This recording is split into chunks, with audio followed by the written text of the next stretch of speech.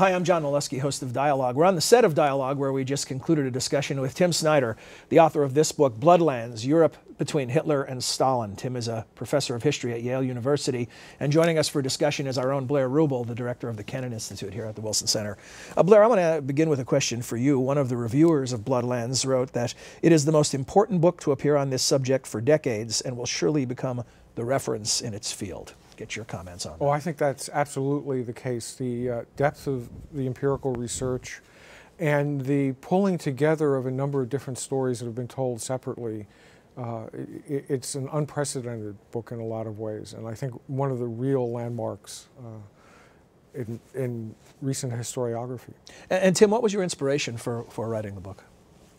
Why did you decide to put together pieces under two covers that had not been done before? This is a region of the world for which, in a modest intellectual sense, I feel responsible. I'm a historian of Eastern Europe. I've written on this zone between Berlin and Moscow, between the Baltic and the Black Sea before.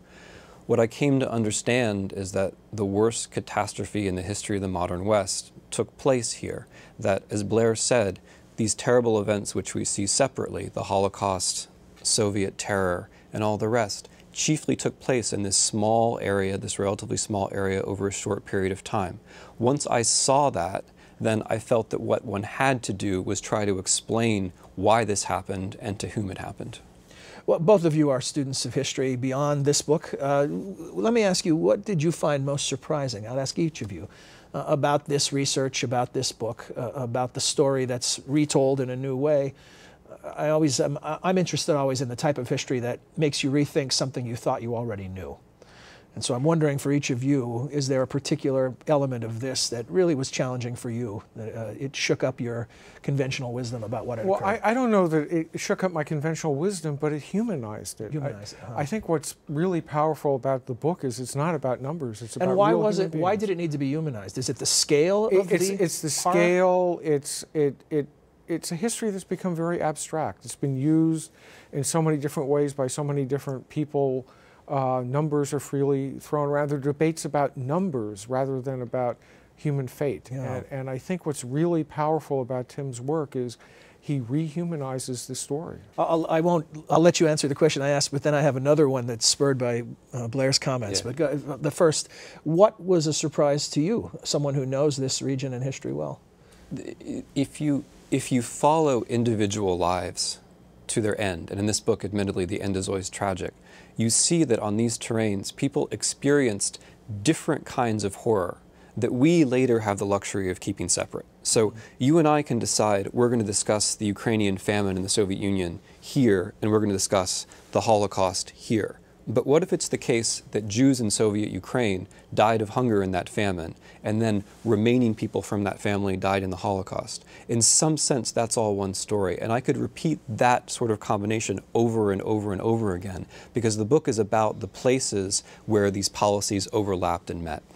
The thing that your comments spurred, I think of seeing these contemporary political protests with swastikas or comparisons of Obama to Hitler or notions of socialism, and what does that do to real historians? It must drive you crazy to see such trivialization of this history. You talk about an abstraction. People are just way off base when they make these kind of comparisons, aren't they?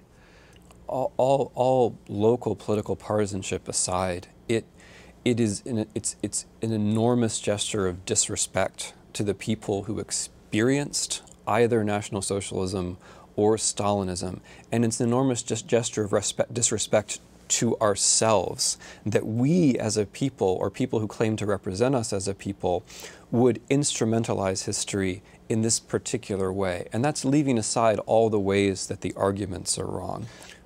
Yeah, I'm guessing they don't know what they don't know. I don't think they would but it's not do just it if they understood history better. It's not just that they don't know what they don't know. I think disrespect is only the beginning. It really twists a horrible history, which we all should understand is horrible, not by trivializing it, by using it for political gain, and for not really coming to terms with what it is you like or don't like about Barack Obama. There's a critique of Barack Obama that is out there, that is legitimate, that is well thought out.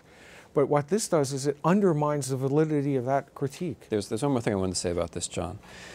the thing which really disturbs me as a historian, to get to the heart of your question, is this. There was a time and a place where no matter what you did, somebody said that you're like Hitler or you're like Stalin. Right. And that time and place was Central Europe in the 1930s. That is the place that I describe in my book. So the very habit of reducing politics to you must be like one of these figures is something that we've seen before, and it ended up in a very tragic way. So if we do want to recall that that time, we should do so in a way which reminds us that precisely that kind of reductionist, horrifyingly reductionist rhetoric is itself rather dangerous. Well, we didn't speak about contemporary politics in the body of our discussion, but if you'd like to see the entire interview and learn more about Tim's book and about this tragic moment in modern history, visit us on the web at www.wilsoncenter.org, and on the upper right-hand corner of the screen, you'll see a tab for dialogue. Click there and you can find the entire 30-minute interview. Thanks.